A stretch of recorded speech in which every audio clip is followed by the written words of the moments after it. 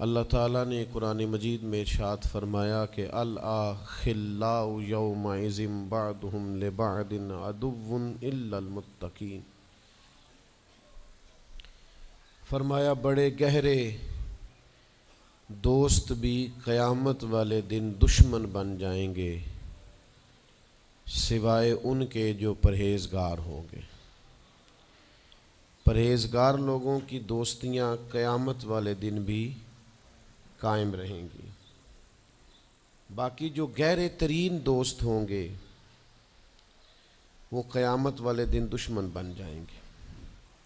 الا المتقین، سوائے پرہیزگاروں کے۔ دنیا میں آپ کو کوئی شخص ایسا نہیں ملے گا جس کا کوئی دوست نہ ہو، اور وہ لوگ بھی بڑی کثرت سے ملیں گے جو دوستوں کا شکوہ بہت کرتے ہیں۔ دوستیاں لگانا، دوست بنانا، تعلقات استوار کرنا یہ منع نہیں، شرط یہ ہے کہ دوستی اللہ تعالیٰ کی رضا کے لیے لگائی جائے۔ ہمارے ہاں جتنی تیزی کے ساتھ دوستیاں لگتی ہیں اس سے زیادہ تیزی کے ساتھ دوستیاں ٹوٹ جاتی ہیں۔ اس کی سب سے بنیادی اور اہم وجہ یہ ہوتی ہے کہ ہمارے ہاں دوستیوں کا جو معیار ہوتا ہے وہ دنیاوی لالچ ہوتا ہے۔ ہم اپنے مخصوص مفادات کی خاطر دوستی لگاتے ہیں، اور جب تک ہمارا وہ مفاد پورا ہوتا ہے تب تک تو ہم اس دوستی کو قائم رکھتے ہیں، اور جہاں ہم محسوس کرتے ہیں کہ اب یہ مفاد پورا نہیں ہو رہا وہاں ہم شکوہ، شکایتیں، اعتراضات شروع کر دیتے ہیں، اور اس کا نتیجہ یہ نکلتا ہے کہ بڑی محبت سے شروع ہونے والی دوستی بھی بڑی تیزی سے ٹوٹ جاتی۔ تو میرے بھائیوں یاد رکھیے گا کہ دوستی اور تعلق قائم رکھنے کے لیے سب سے اہم اور سب سے بنیادی ضرورت یہ ہے کہ دوستی محض اللہ کی رضا کے لیے لگائی جائے۔ اللہ کے پیارے حبیب صلی اللہ تعالیٰ علیہ وسلم بیان فرماتے ہیں، حضور فرماتے ہیں قیامت والے دن اللہ کی بارگاہ سے یہ اعلان ہوگا کہ کہاں ہیں وہ لوگ جو میری رضا کے لیے آپس میں محبت کیا کرتے تھے۔ رب فرمائے گا جب آج میرے عرش کے سائے کے علاوہ کوئی سایہ نہیں ہے تو میں انہیں اپنے عرش کا سایہ عطا کروں گا، کیونکہ وہ میری رضا کے لیے آپس میں دوستی کرتے، میری رضا کے لیے انہوں نے آپس میں محبت کی۔ تو دوستی کا سب سے پہلے تو یہ سٹیٹس بنائیں کہ اس کے اندر محض اللہ کی مرضی، اللہ کی رضا کے لیے ایک دوسرے سے پیار، منفعت نہ ہو اس کے اندر کوئی بھی، دنیاوی لالچ کوئی بھی نہ ہو، ہرس نہ ہو، ہوس نہ ہو، طمع نہ ہو، ذاتی مفادات نہ ہو۔ جب ان سے بالاتر ہو کر لوگ دوستیاں لگاتے ہیں تو وہ دوستیاں قائم رہتی ہیں۔ اللہ کے پیارے محبوب صلی اللہ تعالیٰ علیہ وسلم نے فرمایا قیامت والے دن کچھ لوگ ایسے ہوں گے جن پر انبیاء اور اولیاء رشک کریں گے، ان کے چہرے 14ویں رات کی طرح چمک رہے ہوں گے، انہیں نور کے ممبروں پہ بٹھایا جائے گا۔ یا رسول اللہ اتنی فضیلت ان لوگوں کو حاصل ہے، یہ کون لوگ ہیں؟ تو حضور فرماتے ہیں یہ وہ لوگ تھے جو جس سے بھی دوستی لگاتے تھے، پیار کرتے تھے، محض اللہ کی رضا کے لیے کرتے۔ تو اللہ تعالیٰ صبح قیامت انہیں اعزازات سے نوازے گا، شرف سے نوازے گا، فضیلت سے نوازے گا۔ دوسری بات یہ ہے کہ دوستی کب قائم رہتی ہے؟ دوستی تب قائم رہتی ہے جب ہم دوستوں سے زیادہ امیدیں نہ لگائیں، انسانوں کو انسان ہی سمجھیں، ان سے بہت لمبی اور وسیع امیدیں لگا لینا اور بڑے وسیع مطالبات کرنا اور بڑی لمبی چوڑے تقاضے دوستوں سے کرنا۔ میں اکثر دوستوں کی خدمت میں یہ گزارش کیا کرتا ہوں کہ اپنے دوستوں سے کوئی مطالبہ کر کے انہیں آزمائش میں نہ ڈالو۔ تم نے اپنے ہی دوست کو لا کر پل صراط پہ کھڑا کر دیا ہے، بیچارہ اس طرف جائے کہ اس طرف جائے۔ ان سے کوئی ایسا مطالبہ کرنا جو ان کی پہنچ سے باہر ہو، ان کی حیثیت سے بڑھ کر ہو، ان کی طاقت سے زیادہ ہو تو اس کا مطلب یہ ہے کہ آپ نے اپنی دوستی کو خود آزمائش میں ڈال دیا ہے۔ آپ اتنے لمبے چوڑے تقاضے نہ کریں، آپ محدود سا لوگوں کے ساتھ تعلق بنائیں۔ وہ جی میں اس کے اتنا کام آیا ہوں تو اب اس کو اس سے ڈبل آنا چاہیے، تو آپ نے دوستی کی نہیں، آپ نے تو تجارت کی۔ اگر آپ کی محبت ہوتی تو پھر تو آپ کا انداز اور ہوتا، جب تیرا حکم ملا ترک محبت کر دی، دل مگر اس قدر تڑپا کہ قیامت کر دی۔ تو یاد رکھیے گا کہ آپ حکم جب آ گیا، جب آپ محسوس کریں تو اس وقت پھر آپ اس چیز کو سمجھ جائیں۔ تو دوستیوں کو کبھی بھی آپ کٹہرے میں کھڑا نہ کریں، تعلقات کو کبھی بھی آزمائش کی بھیٹ نہ چڑھائیں۔ اس طرح کا ماحول نہ بنائیں جس میں آزمائش پیدا ہو، جس میں تکلیف بڑھ جائے، جس میں کرب کا احساس سامنے والے کو ستائے۔ کوشش کریں گنجائش رہے ماحول کے اندر، آسانی رہے، وسعت رہے۔ تیسری بات یہ ہے کہ اگر آپ محسوس کرتے ہیں کہ دوستی کو چلانا ہے تو پھر صرف اسی چیز کو نہ یاد رکھیں جو چیز آپ کو آج میسر آ رہی ہے اور آج آپ کو انکار ہو رہا ہے۔ اس سے پہلے جو دوستوں نے بڑی وفائیں کی ہیں وہ بھی تو یاد رکھے نا۔ ہمارا یہ ماحول ہوتا ہے کسی بندے نے 99 دفعہ نیکی کی ہے، ایک دفعہ انکار کیا ہے، تو ہمیں ایک دفعہ کا انکار تو یاد رہتا ہے لیکن 99 نیکیاں یاد نہیں رہتی۔ یہ بہت بڑی زیادتی ہے۔ آپ کو اگر اتنی لمبی چوڑی اس کی نیکیاں فراموش کرنے میں 1 منٹ نہیں لگا تو پھر آپ نے دوستی کس مقصد کے لیے لگائی تھی؟ آپ اس کو سمجھیں، اس کو آپ محسوس کریں۔ تو میں نے یہ دیکھا ہے زندگی میں کہ لوگ چاہتے ہیں کہ روز ان کا مطالبہ پورا کیا جائے، روز ان کا مطالبہ پورا۔ ہمارے ایک دوست تھے، بزرگ تھے، تو وہ سلسلہ طریقت کو چلاتے تھے، خانقاہ نظام کو، نظم کو لے کے چلنا مشکل ہوتا ہے۔ تو ان کے ایک مرید نے شکوہ کیا، اس نے کہا کہ حضرت پہلے آپ بڑا وقت دیتے تھے، اب آپ ٹائم نہیں دیتے۔ تو فرمانے لگے پہلے میرے بچے 1-2 تھے، اب درجنوں میں ہو گئے، اب وقت بٹ کے ملے گا نا۔ والد پہلے ایک پر توجہ دیتا ہے، بچے 4 ہو جائیں تو ٹائم تقسیم، بات کی سمجھ آ رہی ہے؟ تو وقت تقسیم ہو کے ملے گا نا جب بچے بڑھ جاتے ہیں۔ اور فرمانے لگے ابھی تو میرے سمجھ لو 10-15 بچے ہیں، تو جب پوتے نواسے نواسیاں ہو گئے تو یہ اور زیادہ بٹ جائے گا، پھر اس میں اور زیادہ تقسیم کار ہو جائے گی۔ تو پھر اس طرح کر کے ماحول میں تقسیم ہو جاتی، اور یہ ہوتا ہے، یہ ایک صورت ہے۔ آپ دیکھیے نا، کبھی ایسا بھی ٹائم تھا حجر اسود پر کہ اس کو ہاتھ لگا کے آپ چوم لیتے تھے، اور ڈھیروں وقت صحابہ اس پر چہرے رکھ کے رویا کرتے تھے۔ پھر ایسا وقت آیا کہ چھڑی لگا لو بھائی، چھڑی لگا کے پیچھے ہٹ جاؤ، اور اب ایسا ٹائم ہے کہ آپ دور سے استلام کر لیں۔ اب اگر آپ کہیں کہ مسلمان دیکھو جی حجر اسود کو تو ہاتھ لگانے کا موقع ہی نہیں مل رہا، تو بھئی نبی پاک نے تو فرمایا میں قیامت والے دن کثرت امت پر فخر کروں گا کہ میری امت زیادہ ہے۔ تو یہ تو تعداد کا بڑھنا، یہ تو کثرت کا ہونا، یہ تو باعث ناز اس کو سرکار نے کہا۔ اب آپ دائروں میں محدود کرنا چاہتے ہیں، آپ اس طرح کا ماحول بنانا چاہتے ہیں کہ کوئی شخص مقید ہو جائے، وہ اس دائرے سے باہر نہ نکلے، تو یہ تو بات درست نہیں ہے۔ تو کوشش کرنے کا مقام یہ ہے کہ آپ دوسروں کے لیے بھی گنجائش پیدا کریں، دوسروں کے لیے بھی آسانی کرنے کی کوشش کریں، پھر تعلق برقرار۔ اور پھر آپ پچھلی نیکیاں بھی تھوڑی یاد رکھیں کہ اس سے پہلے اس نے بڑی نیکی کی، بڑی محبت کی، تو پچھلی نیکیاں بھی دوستوں کی یاد رکھیں۔ صحیح بخاری سے ایک حوالہ عرض کرتا ہوں، نبی پاک صلی اللہ تعالیٰ علیہ وسلم کا نا ایک راز لیک ہو گیا۔ حضور مکہ مکرمہ پر حملہ کرنا چاہتے تھے، تو ایک خط لکھ کے دیا گیا ایک عورت کو کہ جا کے پہلے سے آگاہ کر دو مکے والوں کو کہ تم پر حملہ ہونے والا ہے۔ اس عورت نے وہ خط اپنے بالوں میں چھپایا اور وہ نکل گئی۔ اللہ تعالیٰ نے محبوب پاک کو اطلاع دی، حضور علیہ الصلاۃ والسلام نے حضرت مولا علی کو 2 صحابہ کے ساتھ بھیجا، فرمایا مقام خاک پر تمہیں ایک بی بی ملے گی، اس کے پاس سے خط ہے جو کفار کی طرف جا رہا ہے، اسے گرفتار کرو، وہ خط لے لو اور واپس آ جاؤ۔ حضرت مولا علی شیر خدا رضی اللہ تعالیٰ عنہ وہاں پہنچ گئے، اس خاتون کو گرفتار کر لیا، اس کو کہا وہ خط دے، وہ کہنے لگی میرے پاس تو نہیں ہے، کوئی خط نہیں۔ تو حضرت علی فرمانے لگے چونکہ میرے نبی نے کہا ہے تو خط تیرے پاس ہی ہے۔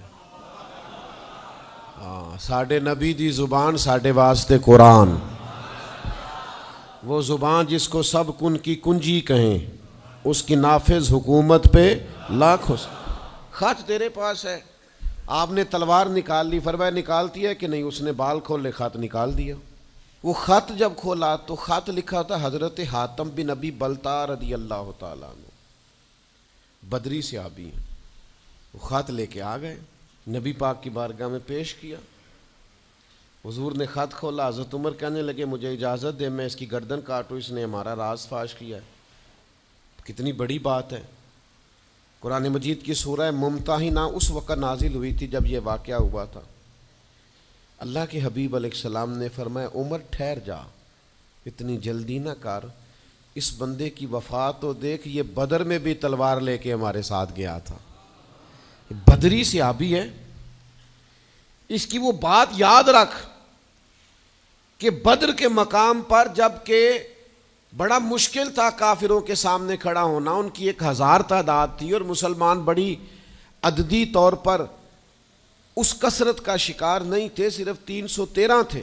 اس موقع پر ان کے ساتھ کھڑا ہونا کوئی آسان نہیں تھا، لیکن یہ پھر بھی ہمارے ساتھ گئے تھے۔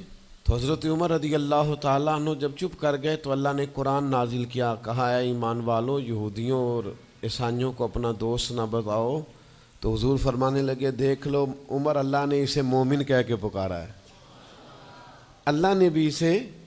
اب نبی کریم نے فرمایا بتاؤ یہ تم نے کیا کیا؟ تو عرض کی یا رسول اللہ صلی اللہ علیہ وسلم آپ میرا ظاہر باطن جانتے ہیں، جتنے بھی یہاں سے لوگ ہجرت کر کے مکے سے آئے ہیں نا، ان کا کوئی نہ کوئی رشتہ دار مکے میں ہے جو ان کے رشتہ داروں کا، بال بچوں کا، گھر والوں کا دھیان رکھتا، میرا وہاں کوئی بھی نہیں۔ اور مجھے پتا تھا آپ نے حملے کا ارادہ کر لیا ہے تو انشاءاللہ کامیابی اللہ نے مسلمانوں کو ہی دینی ہے، وہ کر کچھ نہیں سکتے۔ میں ان پر ایک احسان کرنا چاہتا تھا تاکہ وہ میرے بچوں کا اور میرے پیچھے گھر والوں کا تھوڑا خیال رکھیں، اتنی سی میری خواہش تھی۔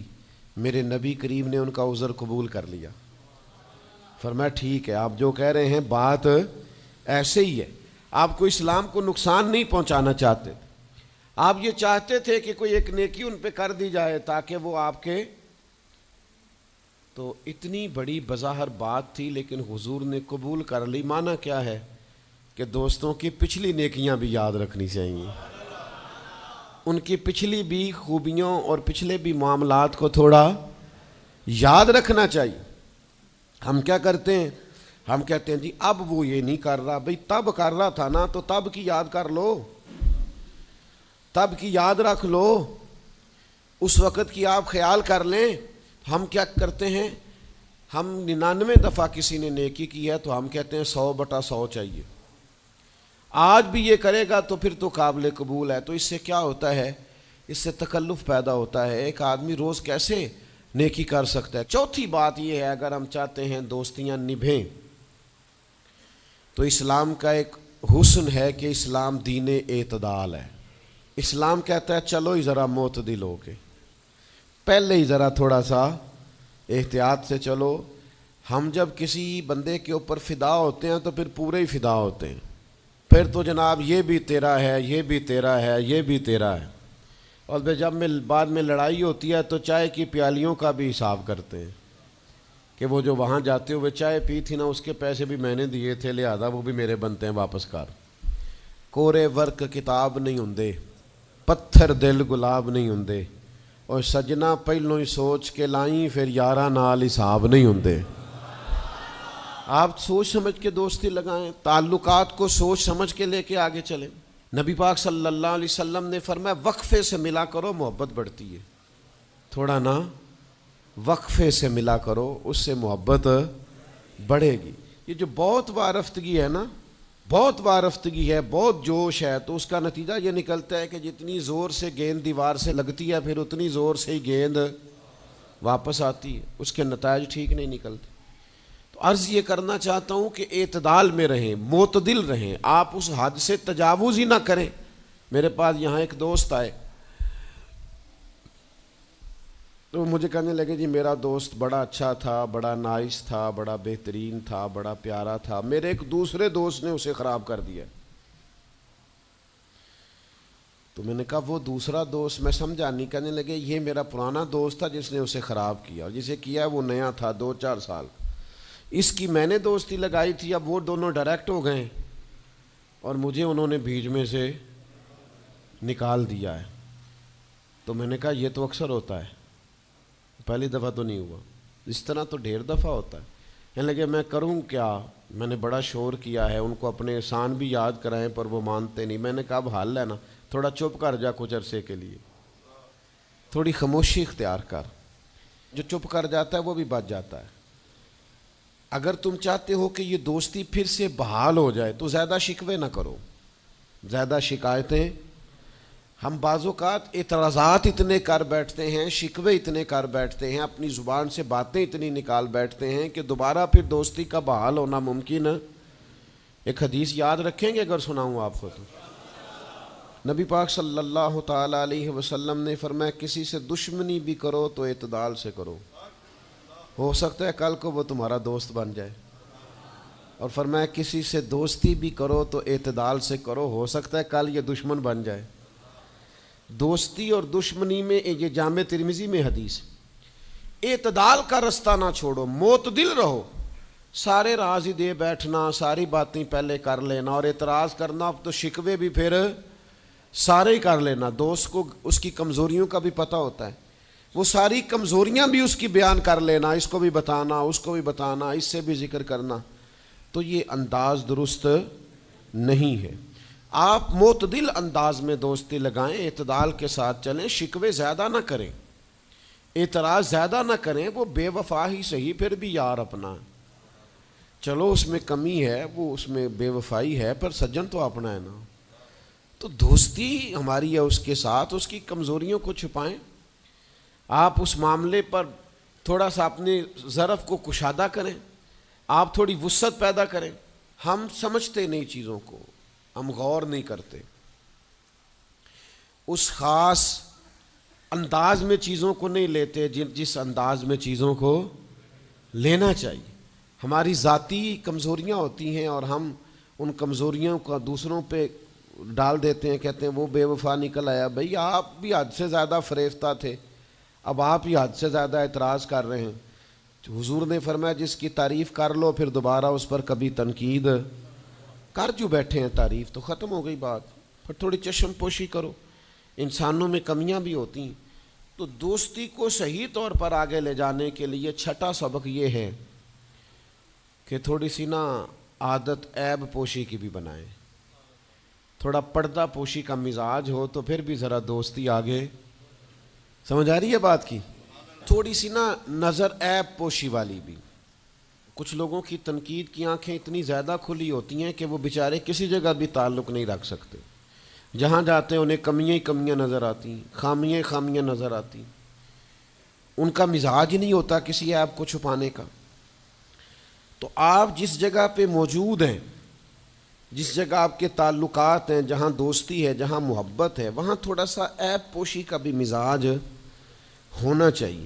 نبی پاک علیہ السلام نے فرمایا تو کسی مسلمان کی دنیا میں پردہ پوشی کر دے, اللہ قیامت والے دن تیری پردہ پوشی فرما دے. آپ تھوڑا سا اس کا عیب چھپا دیں, بات ختم ہو گئی. تھوڑی سی پردہ پوشی کر دیں. دیکھیں نا, ہمیں حکم دیا گیا ہے شریعت میں, کسی شخص کا انتقال ہو گیا, اب کچھ لوگ اس کے غسل میں شریک ہیں, تو ان کو حکم یہ ہے کہ اگر تم نے کوئی اچھی بات دیکھی نا, خوبی دیکھی, چہرہ کھل گیا ہے, جسم تر و تازہ ہے, تو یہ سب کو بتاؤ. اور اگر تم کچھ ایسی چیز دیکھو کہ بیماری کی وجہ سے جسم اکڑ گیا ہے یا کسی وجہ سے چہرے پہ کوئی سیاہی آ گئی, جو کسی سے ذکر نہ کرو. جانے والے کے لیے تم اچھی چیزوں کو تو بیان کرو لیکن نقائص کو کبھی بھی بیان نہ کرو. اور نبی پاک علیہ السلام نے فرمایا اذکروا محاسن موتاکم, جب تم میں سے کوئی دنیا سے چلا جائے تو اس کی اچھی اچھی باتوں کا بیان کرو, اس کی اچھی اچھی باتوں کا ذکر کرو, اس کی خیر والی باتیں ڈھونڈ کے لوگوں کو سناؤ. یہ خوبی پائی جاتی تھی, یہ خوبی پائی جاتی تھی, یہ خوبی پائی جاتی. میں تھوڑے دنوں کی بات ہے, ایک جگہ پہ میں حاضر تھا, تو ایک صاحب وہاں اپنے ہی دوستوں کے کسی جھوٹ کا ذکر کر رہے تھے اور وہ کہتے ہی جا رہے تھے بڑا غلط ہے، بڑے جھوٹ بولتا ہے، بڑے جھوٹ بولتا ہے، بڑے جھوٹ بولتا ہے۔ تو ایک آدھ دفعہ میں نے ان سے کہا کہ چلیں چھوڑیں، کوئی اور موضوع بھی ڈسکس کریں۔ تو پھر انہوں نے کہا جی وہ بے وفا بھی بڑا ہے، مطلب پرست بھی بڑا ہے۔ پھر میں نے کہا چلیں کوئی اور موضوع بھی چھیڑیں۔ انہوں نے کہا نہیں جی وہ بندہ ہی بڑا غلط ہے۔ میں نے ان سے کہا ایک بات کروں؟ کہنے لگے کر لے۔ میں نے کہا آپ کو اس سے پیار بڑا ہے۔ کہنے لگے وہ کیسے؟ میں نے کہا آپ اس کا موضوع چھوڑنے کو تیار ہی نہیں۔ یہ جو آپ شکوہ کر رہے ہیں نا، اس کو نچوڑے نا تو اس کے اندر سے محبت چھلکتی ہے۔ آپ اس کا موضوع چھوڑنے کو تیار، یہ جو ہر بات پہ اب کبھی آپ کہتے ہیں جھوٹا بڑا ہے، کبھی کہتے ہیں بدعہد بڑا ہے، کبھی آپ کہتے ہیں وہ مطلب پرست بڑا ہے، تو 3-4 دفعہ آپ سے کہا ہے موضوع بدل دیں تو نہیں نہ بدل رہے۔ اس کا مطلب یہ ہے کہ آپ کو اس شخص سے محبت۔ تو یہ جو آپ شکوے کر رہے ہیں نا بار بار، اسے بھی نچوڑیں تو اس کے اندر سے محبت چھلک رہی ہے۔ وہ جو باپ بار بار کہتا ہے نا فلانا منڈا میرا بڑا نافرمان ہے، تو اصل میں والد کو پیار ہوتا ہے۔ وہ بار بار جو اس کا ذکر کرتا ہے، بار بار لوگوں کے سامنے، اچھا بچہ کہہ رہا ہوتا ہے مجھے بدنام کر رہے ہیں، یہ دیکھیں جی بار بار ہر جگہ سے یہ میری شکایتیں کرتے ہیں، تو اصل بات کیا ہوتی ہے؟ اصل بات یہ ہوتی ہے کہ اس بندے کو اس سے محبت بہت زیادہ ہے، وہ چاہتا ہے اس پیار کے سبب سے، اس محبت کی وجہ سے کہ وہ بار بار اس کا ذکر کرے، بار بار اس کا تذکرہ کرے، تو تھوڑی عیب پوشی کا مزاج بنائیں، تھوڑا درگزر کی طبیعت بنائیں، تھوڑا ماحول کے اندر اس طرح کا مزاج لے کے آئے۔ ہم دوستوں سے میں اکثر ایک بات کرتا ہوں، ہم نہ صرف خامیاں یاد رکھتے ہیں، خوبیوں کا ذکر نہیں کرتے۔ اس کا نتیجہ یہ نکلتا ہے کہ ہماری دوستیاں تیزی سے ختم ہوتی ہیں، تعلقات زیادہ دیر پا ہوتے نہیں، چلتے نہیں۔ ہمیں کرنا یہ ہے کہ ہمیں اللہ کی رضا کے لیے دوستی کرنی، اللہ کی رضا کے لیے لوگوں سے پیار کرنا، اللہ کی رضا کے لیے اللہ کے بندوں کی باتیں سننی، اللہ کی مخلوق سمجھ کے لوگوں کی خوبیاں دیکھنی، اللہ کے بندے سمجھ کے ان کے اندر پائی جانے والی باتوں کو ہم نے اخذ کرنا۔ اگر ہم تعلقات میں لالچ لائیں گے، ذاتیات لائیں گے، زیادہ امیدیں لگائیں گے، اس کا نتیجہ ٹھیک۔ ایک بزرگ غریب تھے پھر امیر ہو گئے، تو کسی نے ان کو مبارک دی کہ بڑی بات ہے آپ کو اللہ نے بڑے پیسے دیے ہیں، تو فرمانے لگے یار پہلے جو یار تھا وہ میرا دوست تھا، اب تو ڈھیر سارے لوگ میری جیب کے دوست ہیں، اب تو جیب کا رشتہ ہو گیا ہے لوگوں کا، ڈھیر سارے لوگوں کا۔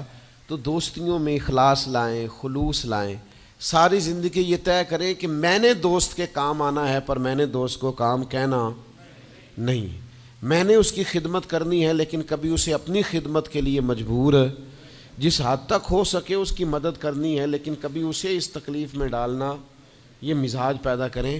آپ کو اس دوستی میں روحانیت محسوس ہوگی، اس تعلق کے اندر آپ کو ٹھنڈک محسوس ہوگی، لیکن جب شائبہ ایک نقطے کا بھی ذاتی لالچ کا آ جائے گا نا، پھر اس میں ٹھنڈک نہیں رہے گی، اس میں وہ خوبی نہیں رہے گی جو کہ ہونی چاہیے۔ اللہ تعالی ہمیں سمجھنے